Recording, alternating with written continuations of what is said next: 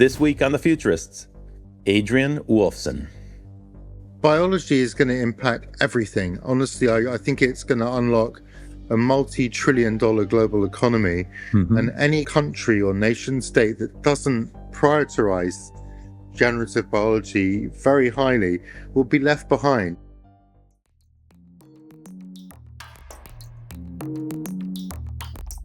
Hello and welcome back to The Futurists. I'm Robert Tercek, and this week we're going to talk about a different perspective on artificial intelligence.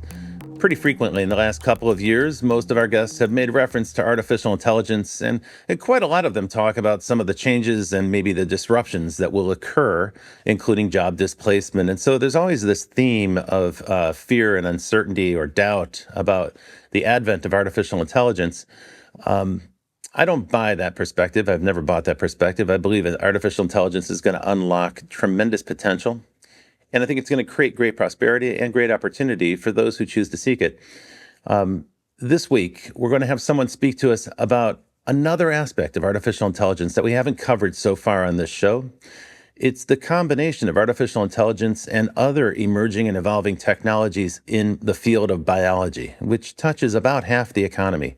And what we're going to hear about today, I think, is very exciting. Our guest this week is the author of a new book. The book is called On the Future of the Species.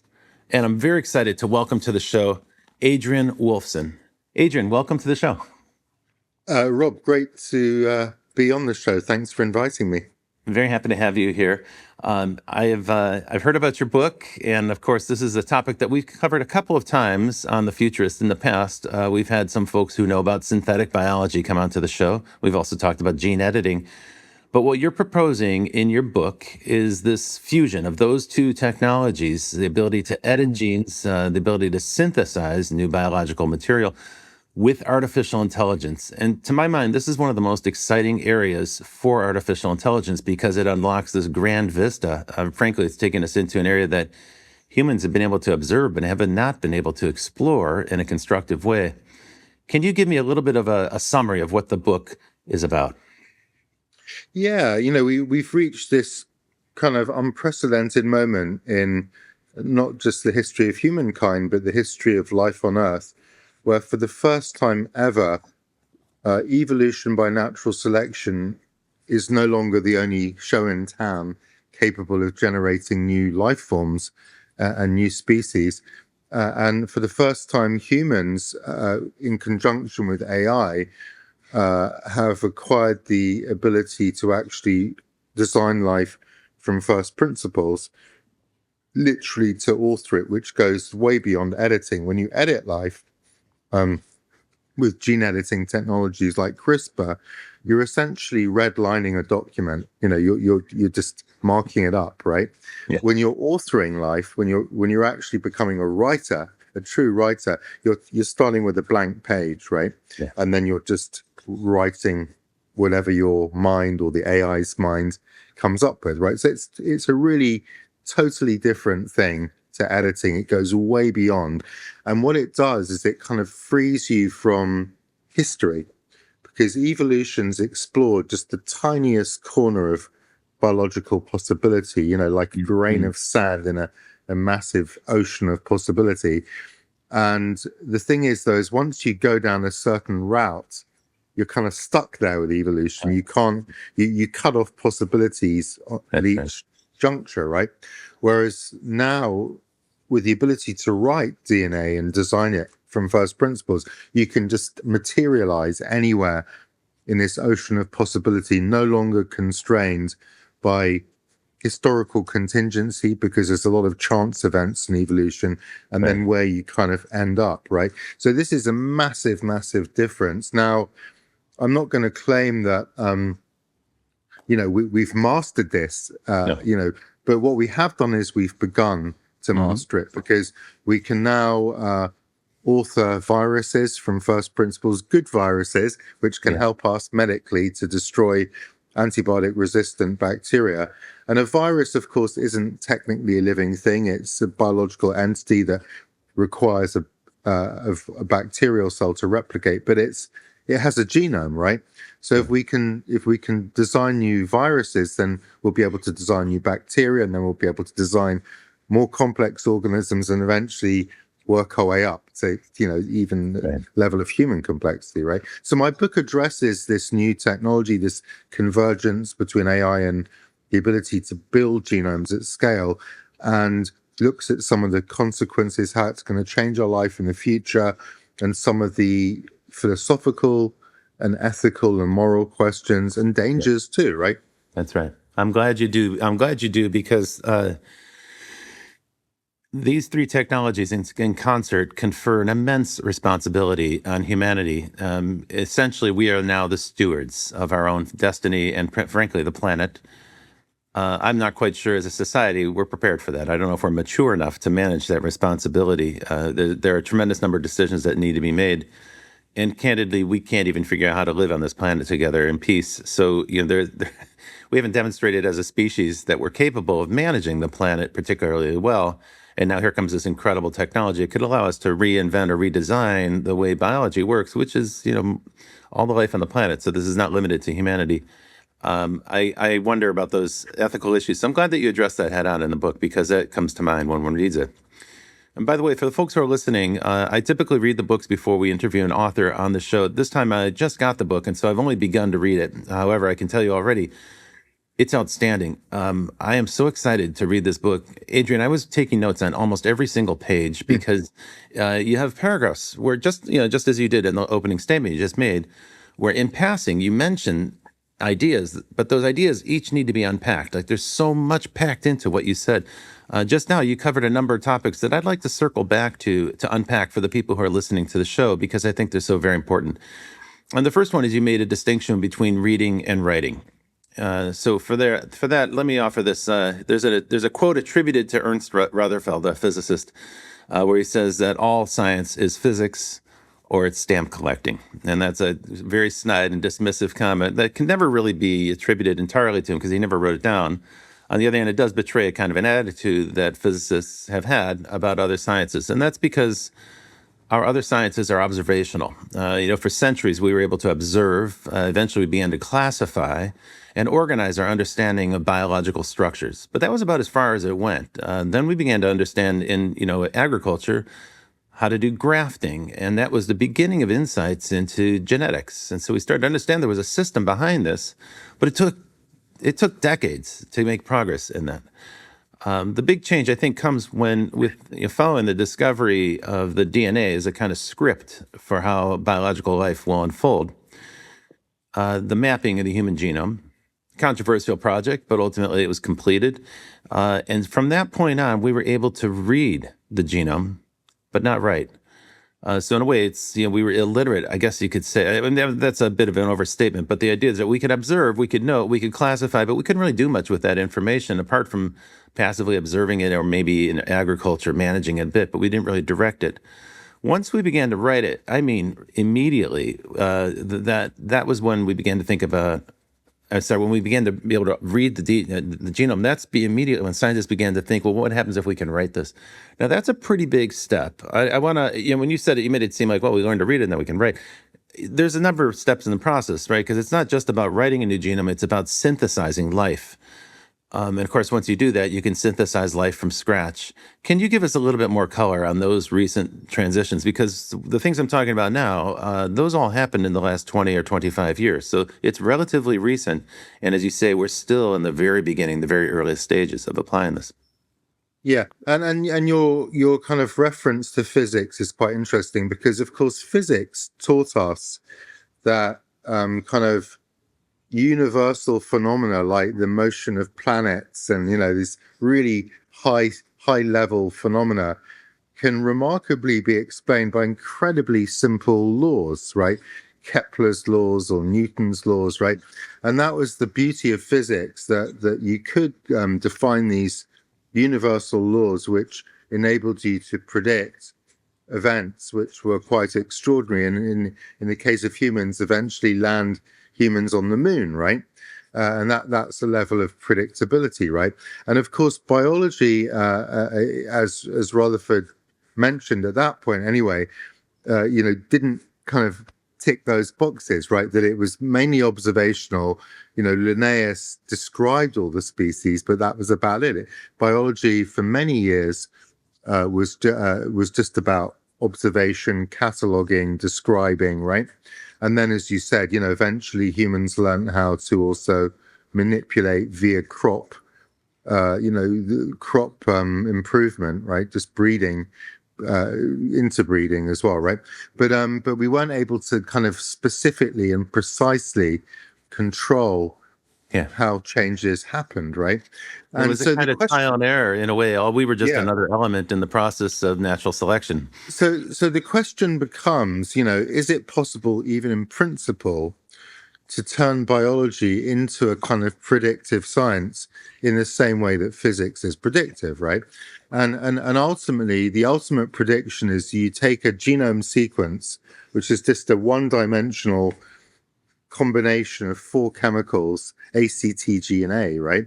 Hmm. And can you go from that to predicting everything about the organism that genome computes, right? Its behavior, its appearance, its development, its life cycle, everything, right? Biochemistry, physiology, right? And the answer has to be that must be possible, right? Because, that's what happens, right? Genomes generate us, right? And therefore you have to believe, right, that there is a kind of grammatical structure in that, written chemical narrative, if you like, which is our genome, that can be understood and unpacked, right? It has to Hmm. be. That has to be the case, right? So really one then begins to think about biology or DNA in particular as comprising a special type of language, right? And in the same way that English or Spanish or any language you can think of, from Latin to Greek, Russian, all of these languages, human languages, spoken, written, are defined by grammars, right? Because the Yeah. grammar determines the rules by which letters are combined and words are combined and sentences are constructed and paragraphs, and that's what enables us to articulate narratives in a coherent manner, right? And Hmm. to write books and so on and so forth, right? So the question is, how do we kind of unpick that hidden grammar of biology?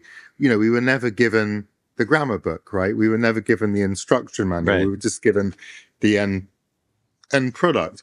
And so you have to ask, how do we learn language, right? You and I, right? And the listeners. So you and I, well, me in particular, I mean, I'm assuming you were the same, right? I was never given a book of English grammar and told to read it and learn how to speak English. How did I learn English?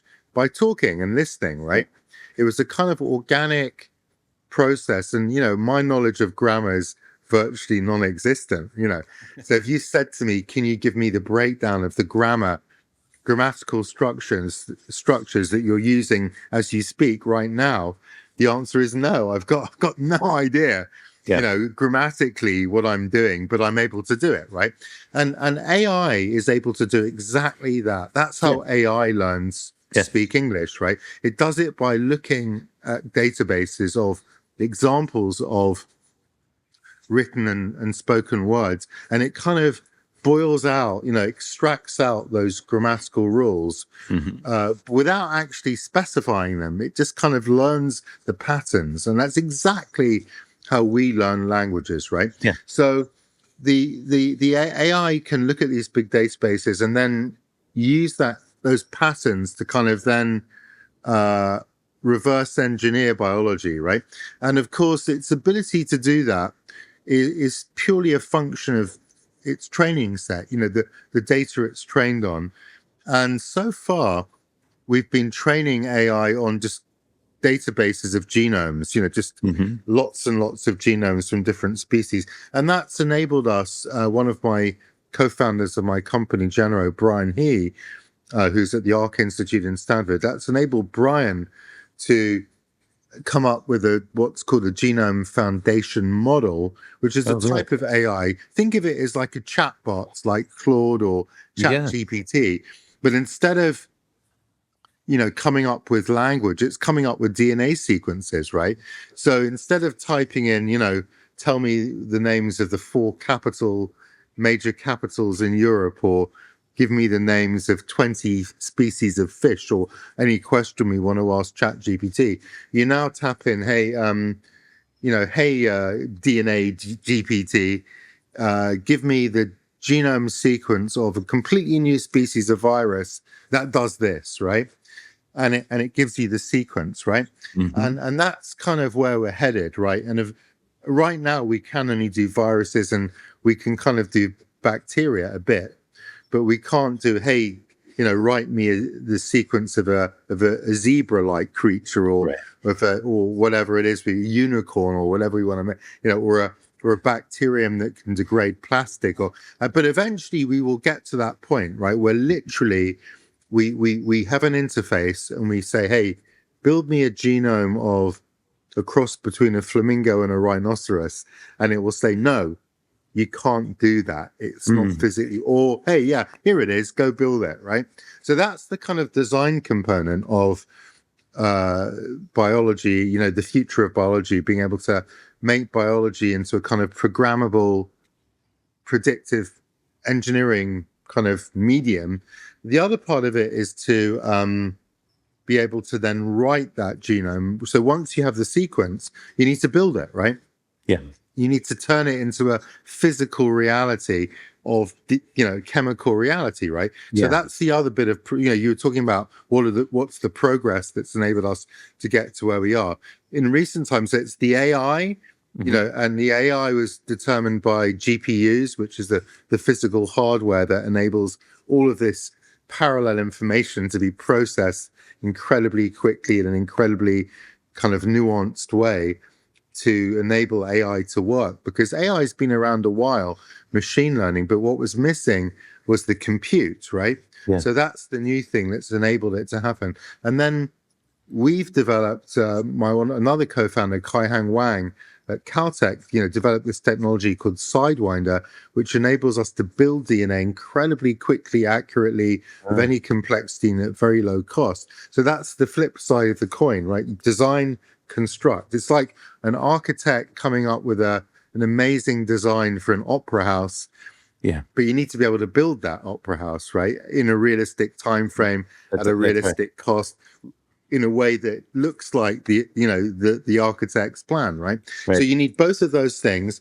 Then you need to be able to boot it up.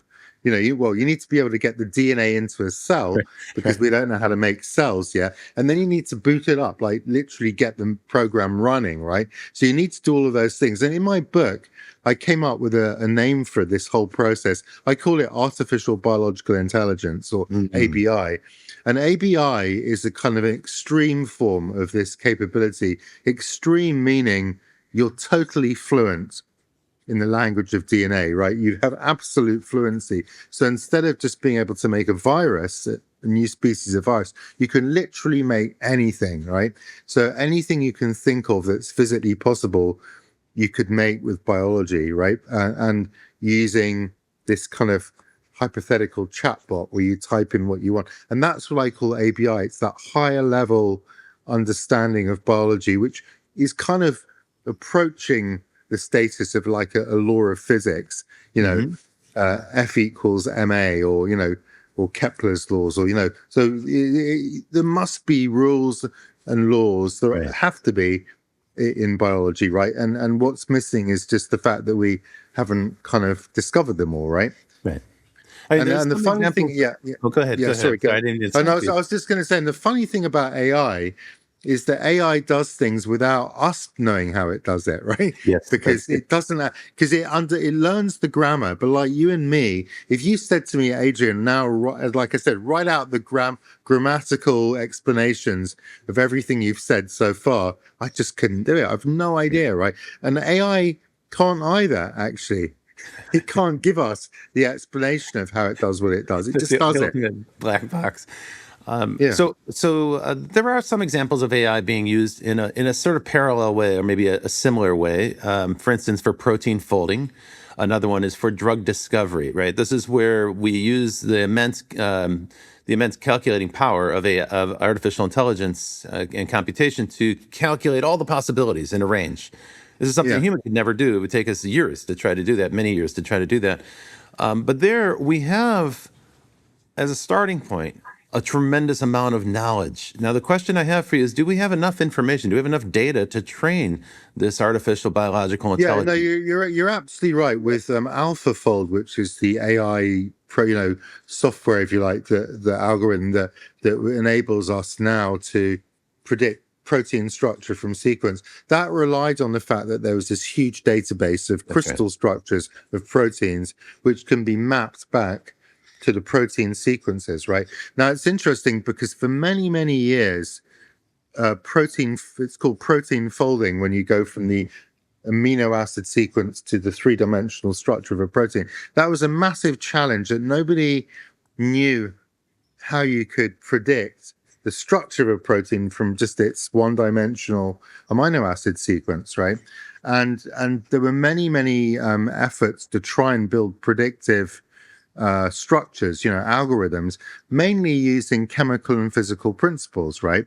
But Mm-hmm. none of them work, right? And that's why it was so interesting that the method that did work was when you used no physical or chemical principles at all. You assume nothing. You simply trained the AI with the structures and the sequences, and it I learned see. how they I mapped onto see. each other, right? So, and So that, instead of saying to the machine, here's the data and here's the pattern, you say to the machine, yeah. here's the data, you extract the pattern, and the machine You will just extract auto. the pattern. Yeah. Yeah, and that's exact. And it turned out that it could do that, right? So we can now, with great certainty, predict the structure of a protein from its sequence, right? Including totally artificial proteins. But we still don't know how AI does that, right? And Mhm. that there's a whole nother science of trying to understand how AI does what it does, right? But the point is, it's just, in a sense, you could argue it doesn't matter as long as it's able to do it. We don't. It doesn't need to know how it does it, and we don't need to know how it does it. What matters is the result, right? But to answer your question, so that was a perfect example of how having a really good database, very extensive, very high quality data, very high resolution, and very representative data enabled you to get an amazing result. But those kind of databases are few and far between, right? Yeah.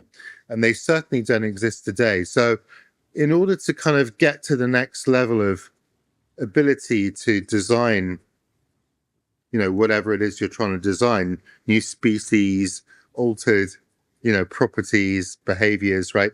We're going to need to define the types of databases that we need, and then we're going to need to build them, right? And it might be Mhm. that it's the RNA patterns, the so-called Yeah. gene expression. It could be the way the DNA moves around in three-dimensional space and four-dimensional space, because that happens in time, right? That's right. In single cells. And I actually think that's going to be a key part of it, is that the DNA has kind of this property of folding and unfolding like proteins, right? And it's kind of like a machine in a way.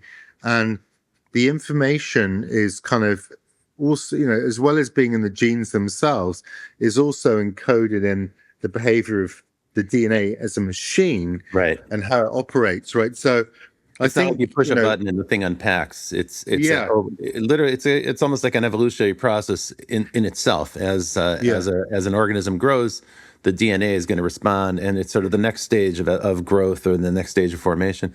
Because honestly, it's a mystery to most people how a simple string of, what is it, 20,000 genomes or 20,000 genes in the sequence can unfold and become a human being with free Yeah, will well, and ability to express. you have to think about the genes as components, right? Hmm. They're kind of unitary components, but it's like almost like a Lego set, right? You can, from a relatively finite number of Lego bricks, you can build so many different things, right? Right. And from a set of 20,000 genes, I mean, we share many of our genes with yeast, or many other organisms, that, or even a mouse, right? Yes. Or a monkey, or Very the humbling. number of the number of genes are often very similar. Well, they or actually greater, or if you Right. take the many plants of genomes that are hugely bigger than ours, right? And the number of genes can be much higher as well. So it's not the number of genes. It turns out that it's the types of genes, but also how those genes are coordinated with one another that enables new properties to emerge, Mhm. and you can just tweak, the time that the gene is on or off for, and you can get a totally different outcome in terms Right. of the morphology of an organism or whatever, right? That's So important. That's the fourth biology is, dimension that you were mentioning a moment ago. It's that time is a factor here because the DNA doesn't operate the exact same way forever. It's not like it's a pattern that yeah, just keeps running. yeah. It's going to respond as an organism Well, grows. the linguist Noam Chomsky used the phrase that language is able to make infinite use of finite means, right? Hmm. In the sense, from 26 letters of the English alphabet, you can generate, all the books that have ever been written and all the books that could ever been written, which is this infinite library, right? And biology does the same thing, with a certain number of genes or a variable number of genes, you can get many different outcomes just by controlling how those genes kind of coordinate with one another over time by switching one on a little bit longer or in a certain pattern. You get very different outcomes. So um, really, the complexity goes way beyond genes. It's Yeah.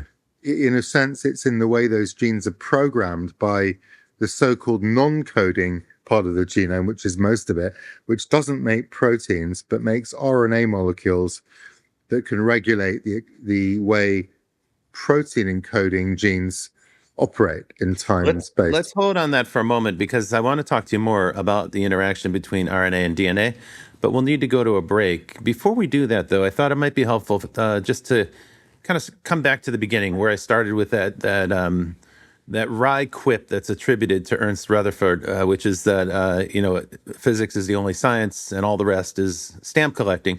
And what he meant was that in many other fields of science, we're doing observation, we're creating, I guess, libraries, or we're creating a kind of index, and you must start there because without that, you don't have the data to feed into an AI system. Yeah, So we've been doing yeah, that for a long time. We've started to create great libraries of this information, as we pointed out, as you explained. With proteins, we've got the rich database there of high quality data, and that enables AI to go to work. So I think the analogy I want to switch to is a second analogy I wanted to bring up, and I'd like to get this across before we wrap, which is the printing press. Because at one point in the book, you refer to a chemical printing press. You talk about that as synthetic biology is a kind of a yeah, chemical printing press that can use the great generative power of biology to reproduce things. Just as the mechanical reproduction of text made it possible for a lot more people to get their hands on books at a much lower price. So yeah, we had books for 1,000 years before we had a printing press, and we had scrolls before that, and we had carved tablets before that, but they were very yeah, scarce, very expensive. They took a very long time to make because they were handmade, and so the mechanization of the reproduction of information opened that up to a much larger number of people, and that's the sort of origin of modern society. I think that's what people would attribute to yeah. Gutenberg's achievement. Do you see something similar occurring here? Does that analogy hold up when we say it's a Oh yeah, chemical yeah, printing press? totally. Because you were talking earlier about how did the field start. The field started by making tiny little pieces of DNA, like literally two chemicals joined together. A guy called Professor Todd in Cambridge, and then after that, the first synthetic gene was made, Mhm. and that was still a lot of hard work to do that. But over time, what we've seen is a kind of democratization of the technology. Um, in the same way, use the example of the Gutenberg press pre Gutenberg. the only people who could write were monks in monasteries, right? Yeah. So there were just a tiny percentage of the population And the had only that people who skill. could read were the clergy, right? Even the Right, kings of yeah, Europe were illiterate and kind of like, that's illiterate right. warrior Uh, barbarians. yeah, and writing a book was a real big deal, right? Because books were written on vellum, which is the sort of hide of an animal. So you needed about several thousand cows to be killed in order to write one book, right? And it was incredibly slow, expensive, painstaking. If you made a mistake, then you couldn't erase it, right? You'd scratch And it off. and it was in the hands of a tiny number of people, right? Now with the Gutenberg press, all of a sudden, language or written language could be democratized, right? Because suddenly everybody could read books because they were cheap, they were industrially produced and available, right? Yeah. You just had to learn how to read and write. But and I think what's happening with DNA is very similar, right? That we're getting to a point where we can build DNA molecules at scale on an industrial basis, and all of a sudden that gives us this new capability of, once we have AI, of actually bringing designs into reality and turning them into actual and physical entities in a way that's never previously been possible. So in a sense, what we're doing and the technology that was developed at Caltech is like a Gutenberg press for DNA. Right on. On that note, let's take a break. Folks, you're listening to The Futurists. I'm Rob Tercek, and this week I'm talking to Adrian Woolfson about his new book on the future of the species. We'll be right back after this break. Hey there, welcome back to The Futurist. I'm Rob Tercek, and this week I'm talking to Adrian Woolfson, who is the author of a book I've enjoyed immensely. It's called On the Future of the Species. Now, that's a pretty audacious title. I have to say, the notion that you're going to write a sequel to Charles Darwin's On the Origin of the Species, did that land well? Are people respectful about that title? It's quite a claim. Well, I think it's totally appropriate, actually, because Darwin talked about how life began, right? Yeah. How the origin of species. And Darwinian evolution's always going to be relevant, but now we're moving to a totally new paradigm, right? Where life can be synthesized de novo. So, it is a bold title, but this is in a way bolder than evolution by natural selection, because that's just describing a process that happens. This is where humans literally eventually will learn how to rewrite their own nature if they wish to. I'm not advocating that they do, but I'm just saying, right, that we become the creators of life. I don't use the word God, right? Gods or God, because we're not, right? We can't create universes. We can't, gods or God has many capabilities that we will never have, right? If you're religious, right? But we have acquired a capability that is attributed to divine entities, right? But it's in a very specific domain. And when I say we've acquired the ability in a very rudimentary way, right? But we're learning how to do that. So I think the title is appropriate, and it's a bold title for a bold topic. And it's also a kind of a challenge to the reader, right? It's like, this technology is here, right? It's like Stuart Brand said, it's here. We're getting godlike powers. We might as well get good at managing them. And I think that this is a good call to action.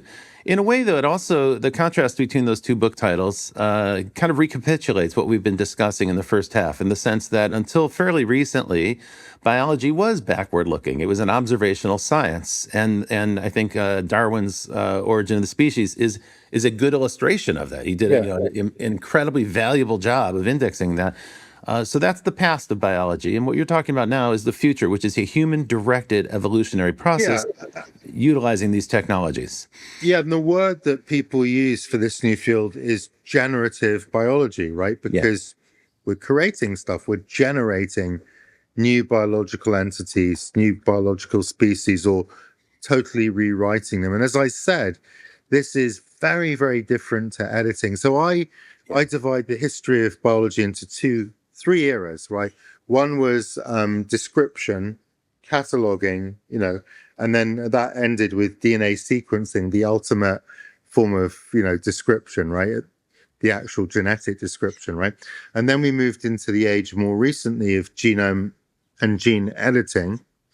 CRISPR, zinc fingers, talons, those are all different technologies, but that's editing a pre-existing structure. But this third era we're moving into, the era of generative biology, is something that goes way beyond editing. I mean, gene editing is kind of kids' play compared to this stuff. This is something that goes way beyond editing, because editing can only deal with, like I said, pre-existing designs. It's like saying, I can tinker with the engine of a Ferrari, soup it up a bit, right? Or if you're one of those guys who takes a VW Beetle and kind of soups it up, changes, but Yeah. fundamentally you're still constrained by the original engine, and that's what editing can do, right? But authorship, true authorship, requires a blank page, right? Okay. And that's where we literally take the contents of our imagination or the imagination of AI, because we're not smart enough to do this, Right. and start writing our own story. This is where it And really pertains to futurists and future-minded thinking, in the sense that quite a lot of people, when they're presented with a brand new concept or a brand new idea, they'll say, "Oh, that'll never happen," or "People will never go for that." Right? There's a kind of I've noticed a built-in reflex that many people yeah, have. Their first impulse is to say never, but never is a very long time, and these days, especially because we seem to be accelerating technological advancements. It's a little risky to use the word never. It might be, implausible. That's different from never. well, There's yeah, another frame of mind, though, that futurists use. What a future-minded person will do is say, instead of saying, well, that'll never happen, they say, well, how might that happen? What are the possibilities that might make that available to us? What would that look like? What would have to happen? Or they might ask another question, well, what's stopping us? Now, that question's often asked in a sarcastic way, what's stopping you from doing it? But what I mean here is if you ask it in a constructive fashion, what's stopping you actually gives you a roadmap for improvement, because you can say, well, we've got these pieces, but we need these other pieces. That's what's stopping us right now. Well, that's a roadmap for invention and discovery. And many technologists use that. They'll say, gosh, with the capabilities we've had, they can envision the next step, but that has to be built. So they do it. And then that opens up a whole vista of adjacent possible steps. And I think that's what we're describing here. Let me try another of my ham-fisted analogies here. So we talked about the printing press, but I think that's a little bit facile. I want to get a little bit more specific about that. You need the ability to read. Then you need the ability to write. Then you need the ability not just to write by hand, but to do it mechanically by typesetting. And that's the printing press. That's the mechanical reproduction, which means that you're not writing a single copy. You can create multiple copies. So now yeah, you're into manufacturing. Of course, in the modern era, we don't do it that way. We use a computer, right? And so instead of writing by hand on a piece of paper, you type on a computer, and that text is represented as, it's code, but it's represented in readable text. And then you have a word processor, and this is where I think CRISPR fits into the equation. Is that's really how the word processing part is where we're making advances in gene editing. But that you're still not done. You still need a printer. And this is where we need things like genome compilers, where you can go from, yeah, okay, here's the script, here are the instructions, but I don't have a new plant, I haven't changed anything in the real world yet. I have to translate that from instructions into the real world. This is the part where I think people get a little bit lost, because we're talking about going from, everyone can understand how you go from, a written word to something on screen on a word processor, and then you press print, and there's a printer nearby that turns that code into words on a piece of paper to go from the digital to the physical. But I think a lot of people get lost about how that occurs in biology. How do you go from a script, from code, from software that's on a computer? How do you synthesize amino acids into a sequence? Is there a kind of printer? Is there a genome printer that's yeah. available? Yeah, well, we do it at the DNA level, and then the DNA is used to make proteins. And So the yeah, building blocks. yeah. So basically, when you're kind of walking down the road one weekend on a Friday, and you see a kind of empty car park where it's a kind of building site, and then you see that they have these prefabricated kind of concrete structures, and loaded onto a lorry, and you come back Monday and they've just kind of connected them all up, right? Yeah. Throwing them together. And if you build houses like that, you can do it real fast, right? Instead of brick by brick, you've just Yeah. got these prefabs. And so Yeah. we've invented, well, my co-founder at Caltech invented, Kai-Hang Wang, a kind of way of building DNA a bit like that, right? Mm. Assembling very big pieces of DNA from lots of small parts very efficiently and very rapidly and at very low cost, right? The technology is called Sidewinder, and we license that into our company, Genyro, right? And that's, really the kind of technology that you're referring to. It's a technology that can build big pieces of DNA very, very rapidly and efficiently and super accurately and at super low cost, right? And that kind of democratizes DNA construction in the way that you were talking about earlier, and enables you to physically build DNA molecules at scale, right? So it's quite unprecedented. That's cool. Because So otherwise, these are like prefabricated parts, if you will, like prefabricated well, building blocks. you start off with a bunch of prefabricated parts, and then you just connect them up, right? And we've invented a kind of method that's based upon page numbers, right? So the publishing industry took 90 years to discover the concept of a page number, right? The first Gutenberg Bible actually did not have page numbers, right? So if that book fell apart, the only way to reassemble it would be to read the beginning and end of each page and kind of match them up, right? But sadly, a lot of the human genome and plant genome is very repetitive, right? Mm-hmm. So you can't match up those pages. That strategy wouldn't work very well at all. So what did the publishing industry solve that problem with page numbers? And actually, what we've done is we've introduced the concept of page numbers into DNA for the first time ever. Nobody's ever done that before. It sounds crazy that they haven't, but a lot of good inventions are kind of obvious once you've thought of them, right? But nobody had, right? So what that means is we can take literally thousands, tens of thousands, or even millions of DNA fragments and instantaneously assemble them into the right order with only a 1 in 10 million error rate, which functionally is zero when you're dealing with 100, right? And It also assemble means the them machine could do that. Then the machine could do the assembly very rapid. So that gets you to the mechanization and the mass That's right. production. Yeah. So we can do this incredibly efficiently now and very, very accurately. And that's where you get the scale from. Do you model it first? Do you do like a simulation before you build? It's just that they literally press a button on the computer and it's all worked out for you. Oh wow! That's how it is. That's what Genyro does. Your company Genyro is in that business. Yeah, that's what we've developed, is the technology that does that. Yeah, and we're licensing it to a bunch of pharmaceutical companies, vaccine companies, DNA engineering companies. Well, let me talk a little bit about that, because it'd be interesting to talk about the practical applications. And before we jump into that, I think. Well, no, let's do that. Let's talk a bit about that. So, pharmaceutical, obviously, these are companies that are already using AI to do. They're using artificial intelligence to do drug discovery, and this would fit into that general thrust that they're trying to do. They're always trying to find novel compounds that might solve a problem. But we have to stop for a second and think that about half of the global economy consists of products that are derived from biology, and it's not just pharma, but it's all of healthcare. It's 20% of our economy. Most energy, all fossil fuel, is also derived from very ancient life forms. All of our food, which is another quarter of the economy or 20% of the economy, is also generally very little of it is synthetic. And so here we have a huge chunk then of the economy is derived from biology. But we don't tend to think of it that way because we consume it as finished packaged products, of course.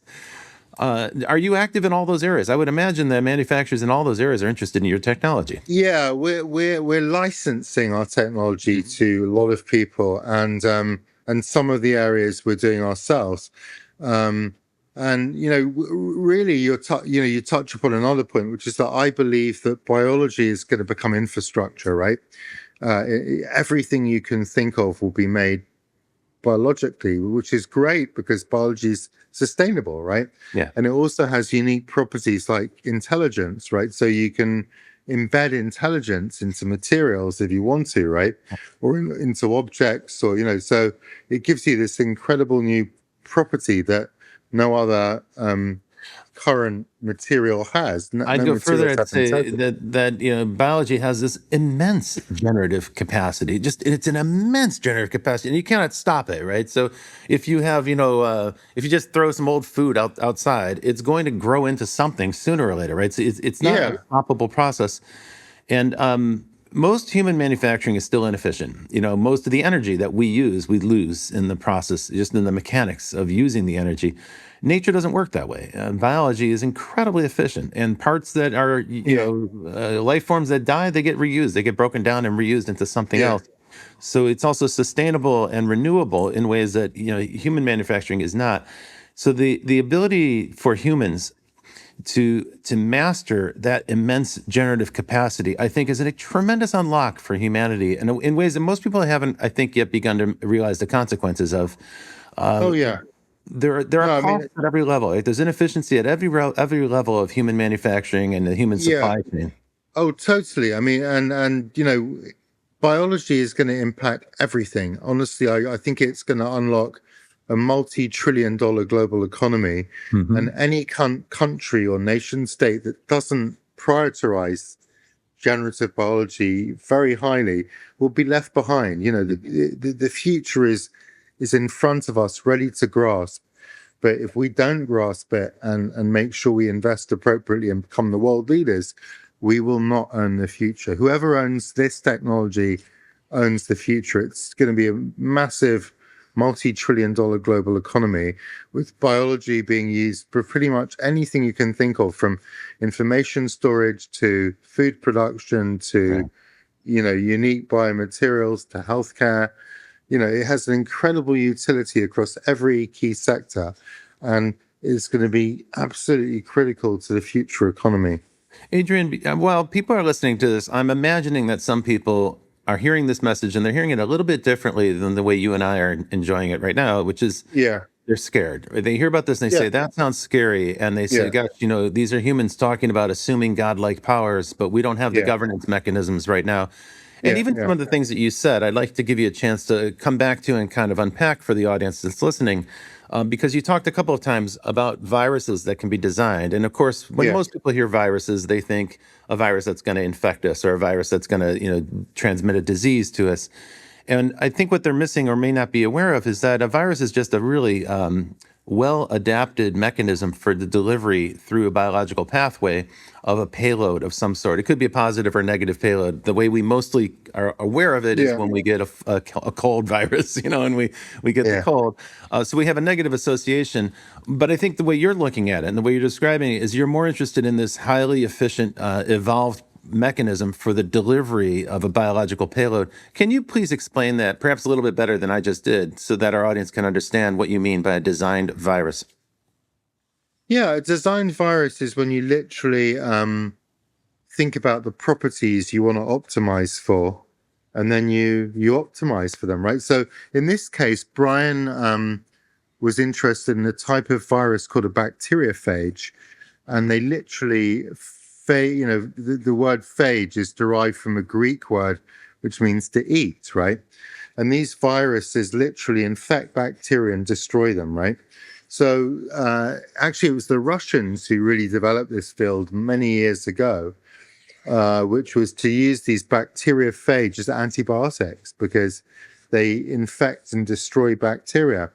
So once that was realized, a large amount of work went into seeing whether you could use these phage as basically antibiotics. And actually, in Russia, for many years, the Russians never wanted to use antibiotics. They saw it as antibiotics as a sign of the decadence of the West, Hmm. and they refused to buy antibiotics for a very long time, and fell behind in that area, right? But the point is that bacteriophage can kill bacteria that are multiply resistant to antibiotics.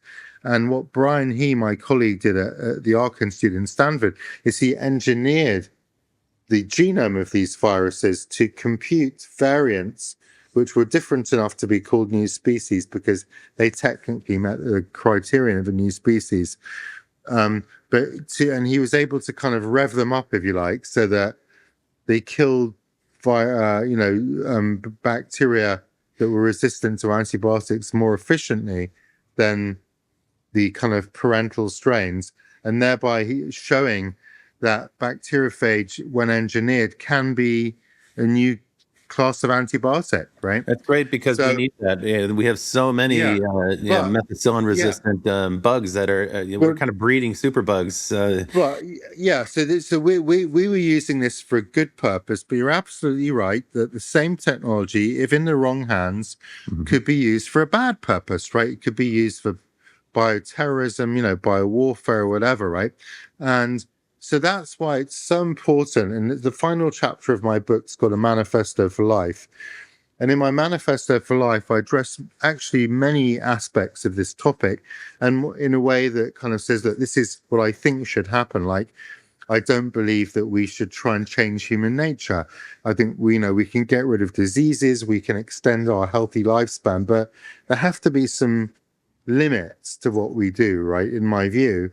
And I set those limits as not changing our nature, right? Not changing our basic humanity. But in the future, that it may well happen because opinion evolves over time. But one key theme of my book is one that we should treasure nature as it exists. So paradoxically, synthetic biology and artificial biological systems can help us to preserve nature because if we destroy our planet a little less, right? For example, we use 10% of the global energy to store information, right? And most of that information is never retrieved. Like, how many photographs do you have on your phone that you will never look at ever again, right? Will you delete them? No, because you might just want them one day. Why, Same is why true not of, encode them in a drop of DNA and I could have them yeah, forever? that's right. And you won't have to use 10% of the world's energy, right? So similarly with plants, right? If you could make plants drought resistant, heat resistant, and so on, pest resistant, then we wouldn't have to worry so much about cutting down all the rainforest to make more land for Yeah, crops or because pouring you won't chemical need it. fertilizer on the You won't, yeah, soil, that you runs won't into the need it water. because you'll be getting a 10x production on your Right. crops So the next as a green result. revolution will come from this sort of synthetic biology that you're Totally. It's describing. going to come from synthetic biology, and we've already designed an artificial chromosome for plants. Now, people say to me, people don't even eat GM food, or gene Yeah. edited food. Why then? How do you ever think anybody is ever going to eat a plant with an artificial chromosome? And you know what the answer is? You may not have a choice because you're going to need to eat, right? And that's the point. We need to ramp up food production Right. dramatically. Andrew Hessel, our mutual friend, had said to me, he said, synthetic biology makes GMO irrelevant. It's not just an alternative to it; it's a replacement Yeah. for GMO. You don't need to you don't need to do the genetic modification. I want to continue on this theme of the possibilities. One of the points you make in the book quite eloquently is that humanity and broadly biology, life on this planet, has been constrained by two variables: chance and selection. And this Yeah. is going to free us from those constraints because now Yeah. we're the stewards, right? We're the director. We're the author of life. We're able to say, no, we choose to go in this direction. Now, we may still be subject to elements of chance and selection, but we're directing it. This is like a human directed evolution. That sounds like an incredible upgrade for humanity if it's applied in a positive way, right? That seems like a really exciting possibility for the future. And one of the possibilities you describe in the book is that we might invent entirely new species from scratch. So, in Yeah. closing, tell us a little bit about that prospect, because I think that's a very exciting and maybe to some people a little bit Well, uncomfortable. look, it goes back to my earlier point about biology having only explored a very tiny bit of possibility, right? So imagine if evolution had gone in a different direction, right? And never discovered maize, never discovered the potato, never discovered the tomato, never discovered the rubber plant. right? All of these things never discovered a chicken or a cow or a goat or any of these species that are such an integral part of our life, right? So now imagine that there are other species out there just like that, right? That we've never discovered that could have a tremendous impact on our ability to get food security or our ability to build stuff or do things, right? So I can guarantee you that there are huge numbers of such species out there in the kind of mathematical world of possibility.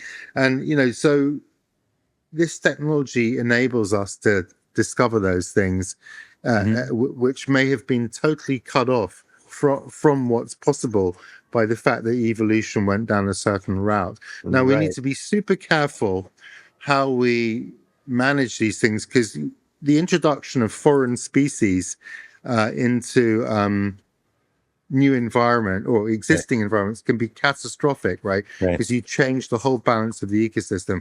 And just generally in my book, one thing I say throughout, right? We need to preserve nature, but we need to ensure that we use these technologies safely, responsibly, reliably, ethically, in a morally consistent and kind of decent manner, and in an equitable manner, and in a manner that benefits society.